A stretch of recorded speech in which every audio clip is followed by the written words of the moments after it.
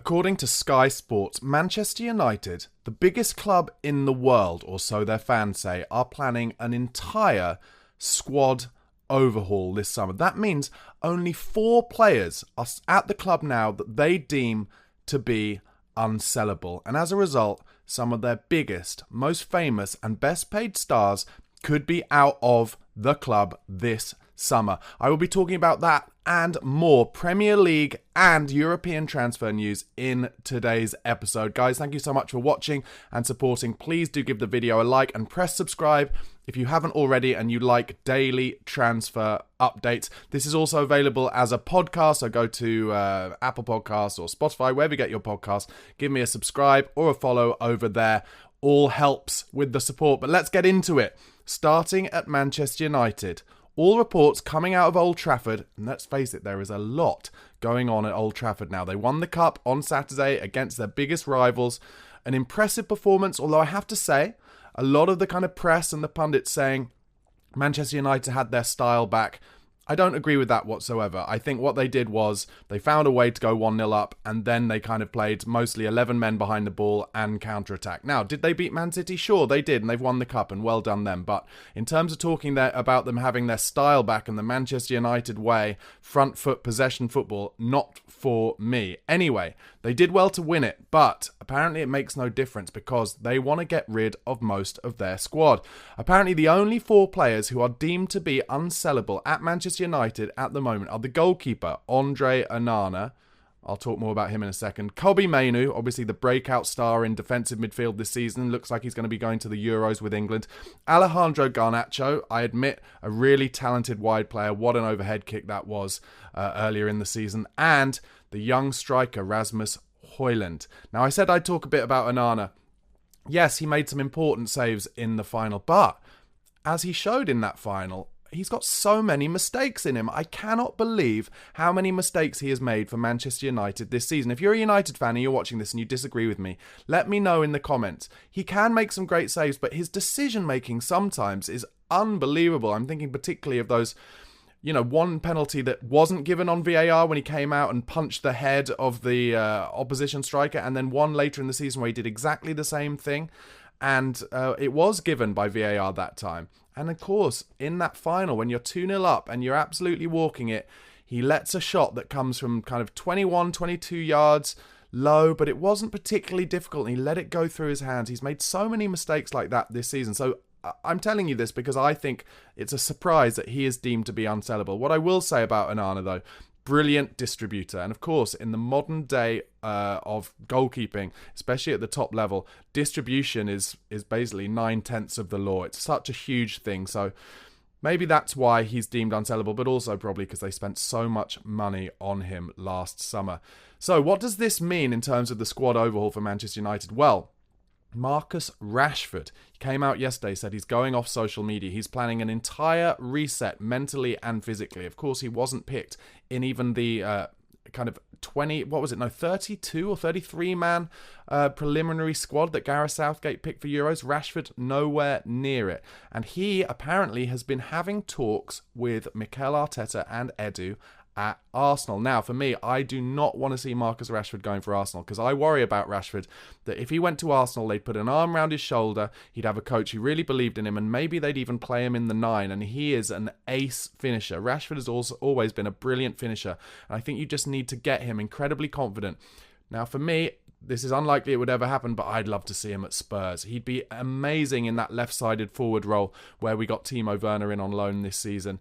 And him and Sonny could potentially swap places when one's playing in the 9, one's playing wide left and vice versa. But I think his wages, I think Marcus Rashford is up towards £300,000 a week.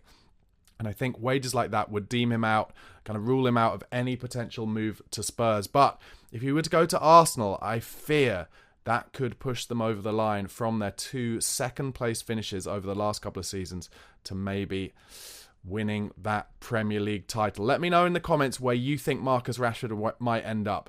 I'll talk more about the managerial situation at Manchester United later in this episode, but I think if Ten Hag stays there, I could definitely see Rashford and, of course, Jadon Sancho both exiting this summer.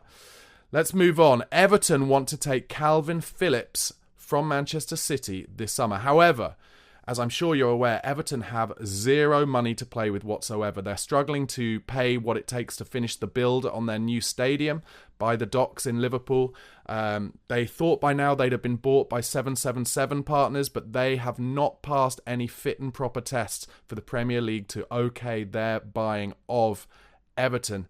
And therefore, Everton will only really be looking at loans and small transfers this summer, certainly in terms of coming in. So that's why they want to take Calvin Phillips on loan. As well as that, Amadou Onana has been linked with moves away from Everton, potentially Spurs interested in him, as of course has Jared Branthwaite, their young, really promising centre-half, although apparently Man United are not willing to pay the £80 million that Everton are asking for Branthwaite. They're only willing to go to 60. So it'll be interesting to see, especially with that June the 30th profit and sustainability rules deadline coming up, whether Everton will kind of bite the bullet and take a little bit less, because they'll be able to use all the money they get in for Branthwaite as pure profit on the balance books, because he's kind of homegrown, isn't he? I think that's pretty much the case. Back to Calvin Phillips, of course, he was called overweight by Pep Guardiola a season or so ago at Man City. It never really worked for him at the Etihad, and I think most people would agree that his loan spell this season at West Ham was pretty much a disaster. There's definitely a player there. We've seen him play so excellently for England when alongside Declan Rice in central midfield as that double pivot, but it's kind of a bigger question. It's never easy for players who go and get their huge move to one of the most successful clubs in the world over the past decade, in terms of Phillips and his move to Man City. It's never then easy for them to re-motivate themselves if the move doesn't work out. And that really showed at West Ham, didn't it? You know, he made some early mistakes in his career there, and then just kind of the mistakes carried on, and Moyes in the end. And you would have thought Phillips was a perfect player for a David Moyes side. Moyes in the end wasn't really playing him that much towards the back end of the season. So is it ever going to be easy for Calvin Phillips, who's probably on 150 or 200 grand a week at Manchester City, to motivate himself to go and play for a West Ham or go and play for an Everton? I'm not sure it can happen as easily as most, and that is certainly why Everton are only really looking at a loan spell potentially for him, as well as because of their own financial issues. If you're an Everton fan or a Man City fan or even a West Ham fan, drop me a comment. Let me know what you think about Calvin Phillips. Has he still got what it takes to get back up to that kind of England number 6 playing form? I doubt it myself. Definitely a player there, but I just think when you're earning that money and you've gone and won some trophies, even if you weren't playing that much, it's very hard to step down. A lot of those old Manchester United players who are now pundits, people like Neville, Keane, etc., they've all talked about how when you leave Man United, you never kind of regain your motivation, and that's exactly what I'm talking about. Next rumour is Bruno Guimaraes. Now, this is one that isn't going away, because he has a £100 million release clause that is available to use for other clubs before June the 30th. And Paris Saint-Germain are the latest club who are apparently showing an interest. Arsenal, again, looking once again, like they did last season, to kind of buy just pivotal players who can push them on another step. And that's why they're interested in Guimaraes. And apparently Manchester City are too. And maybe they are potentially kind of beefing up their interest in Guimaraes now that Lucas Paquetá has had his betting charges brought forward by the FA, so he's off Man City's list. Guimaraes is on, and apparently the fight between PSG, Arsenal and Man City to get Guimaraes out of Newcastle before the end of June is on. I read an interesting article this week. As a Spurs fan, it is hard to not only read this stuff but also talk about it in public, but I read an article this week about how much hard work Edu, the sporting director at Arsenal, does before they are even willing to put bids in for these players, like these huge dossiers in terms of not only their attributes on the pitch but also their mentality off the pitch and how well they will fit into what Arsenal are trying to build. And that's why I can see why Guimaraes and Rashford, these kind of players, are interesting Arsenal, because I do feel confident if they get these kind of level of talent through the door and get them playing to their absolute maximum, it will improve them. They're hard for me as a Spurs fan to say. Tottenham are way behind in their journey after the last couple of years, but hoping that we can build up there. So it'll be interesting to see where Guimaraes ends up.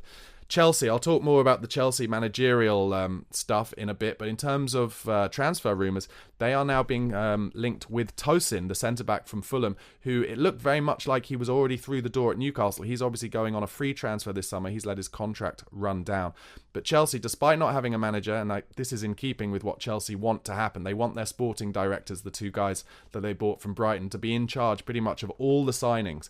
And that is one of the reasons why Maurizio Pochettino was not keen to carry on at Chelsea, because he didn't want his players that he loved out the door, e.g. Conor Gallagher, maybe even Trevor Chalobah, and he wanted a say in the players who are coming in. But since he's gone, Chelsea now apparently put a bid in for Tosin, the centre-half from Fulham, and it'll be interesting to see whether they pip Newcastle to the post for that signing, because like I said, Newcastle have done a lot of legwork in terms of that player in the last few weeks, and it looked very much like he was definitely going to go there, but now Chelsea are trying to steal a march on them. Speaking of Newcastle, they, and I've talked about this in some previous videos, they're looking for a better replacement goalkeeper, by which I mean backup goalkeeper, to Nick Pope. Lots of rumours about them going for Aaron Ramsdale over the last few weeks, and as I mentioned before, Ramsdale in fact came out on social media himself to say that those rumours were nothing to do with him. He'd heard nothing about it.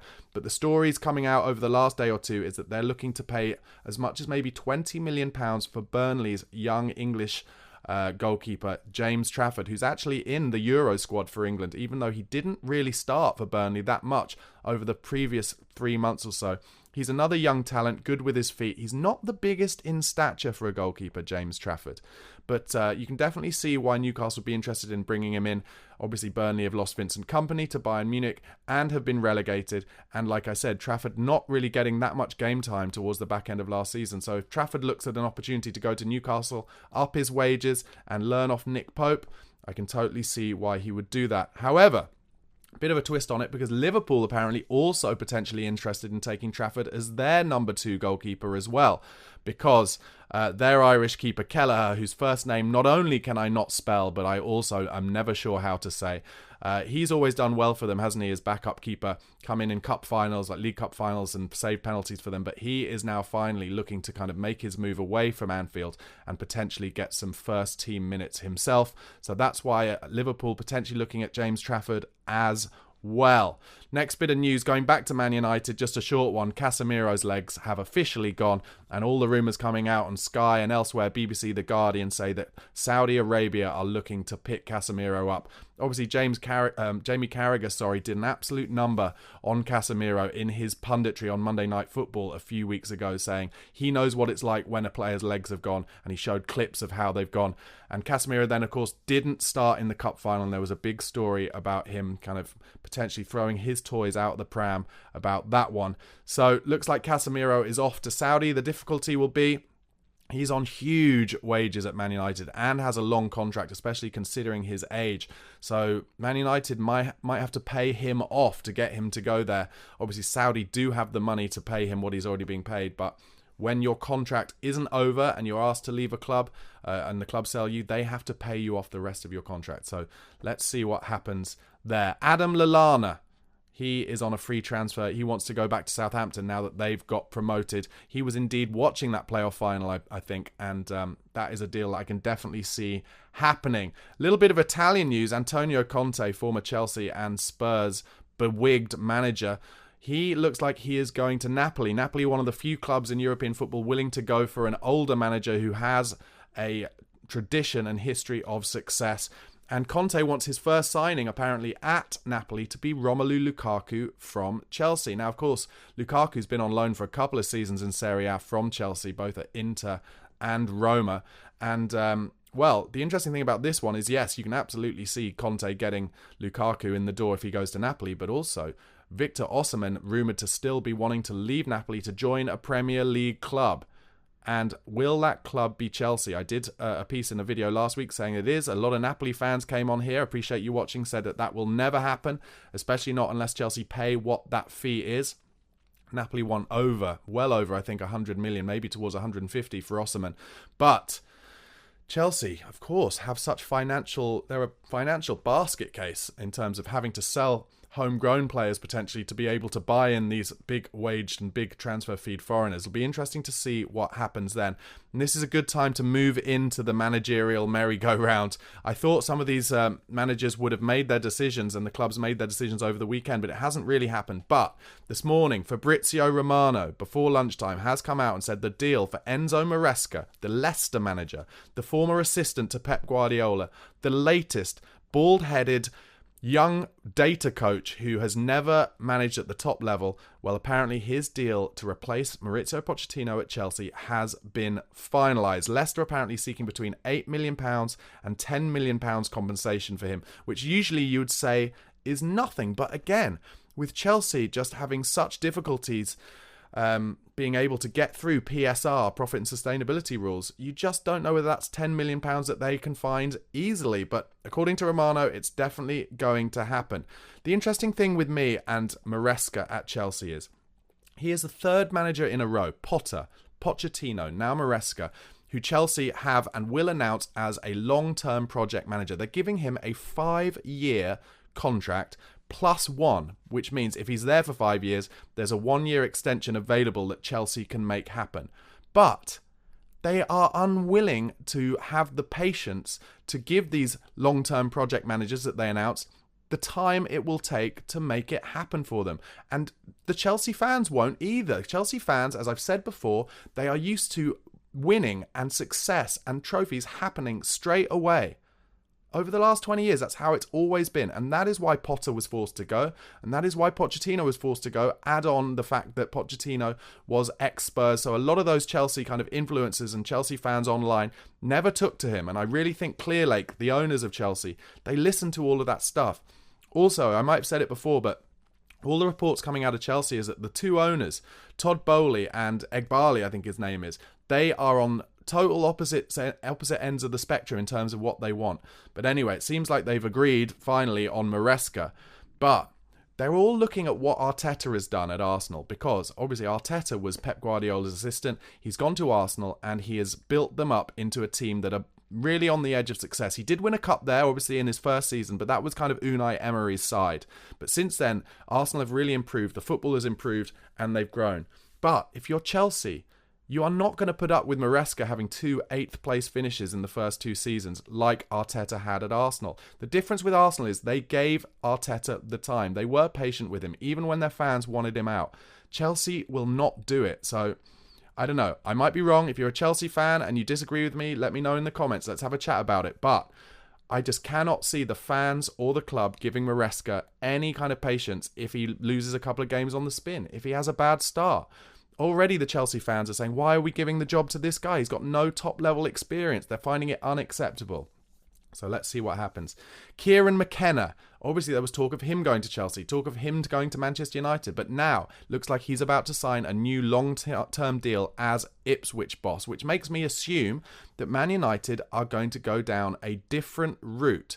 Now, the choices left open to them seem to be stick with Ten Hag, because he won the cup final, and obviously he's been quite outspoken in how he thinks they only had a bad season because of the injuries, or the other rumours coming out in the papers over the last 12-24 hours are that they are talking to Roberto De Zerbi, the former Brighton manager. In fact, Kaveh Solokol at Sky Sports has said today that Man United are conducting a review and they will only change from Ten Hag if they find someone out there who is better than what they've got. Listen, this won't happen, but if I was Erik Ten Hag, I would walk. I would say to them, do one. You leaked that you were going to get sacked before the cup final, and now you're potentially having a U-turn. But it won't happen because Ten Hag would lose probably between £8 and £10 million in compensation if he made that decision. But sometimes I think your pride is more important, and I'd just tell him to stick it. If he told Man United where to stick it now, it would benefit him, Ten Hag, in terms of where he would get the next job, because he'd be able to say, we had injuries, but I still won them a cup. And, I think his kind of credibility within the game would improve. Anyway, it looks like they're going to maybe even stick with Ten Hag. If they stick with Ten Hag instead of getting in De Zerbi, then for me, I think a familiar pattern will go round again. Maybe Ten Hag will have a good run of games, maybe he'll have a good season, but then whenever the pundits, especially the former Man United pundits who had so much success, whenever they deem the style not to be good enough, they will get on his back, the fans will join, and United will have to bring in someone else. Meanwhile, by the way, having talked about De Zerbi at Brighton, the latest rumour at Brighton is that his replacement may well be none other than his predecessor, Graham Potter. Keep your eyes peeled on that one. I can totally see why Brighton would go back there. Let's see what happens. Meanwhile, a bit more managerial news. This is good. Unai Emery at Aston Villa signing a new 5-year deal there. He has got the club growing together. All the fans love him. The players love him. They're buying incredibly impressively. And I can see why Emery is signed on there. Can see them doing pretty well in the Champions League, actually. But whether they'll be able to kind of keep up their league form whilst having a good run in the Champions League, I don't know. I don't know if they'll have the depth of squad required to that. Some other news from around football. Ineos are saying that they think they will find a way to allow both Manchester United and Nice, the two clubs that they own, to both be in the Europa League next season, even though currently the UEFA rules don't allow it. I think money will talk on this one. What will probably happen, it'll involve like a faux change in ownership structure. And when I say faux, I mean they'll say that there's been a change in ownership structure between the two clubs, but it'll just be a piece of paper and they'll still own both, but they'll get through it. In fact, Man City and Girona, both owned by the City Group, will have to do something similar because they both qualified for the Champions League next season. So they'll have to find a way with UEFA to allow that to happen. Meanwhile, some bizarre news from Crystal Palace. I think I mentioned it briefly last week, but it looks like it's going to happen. Their part owner, John Texor, is determined to leave Crystal Palace. He needs Steve Parish to find another part owner because he's desperate to buy Everton.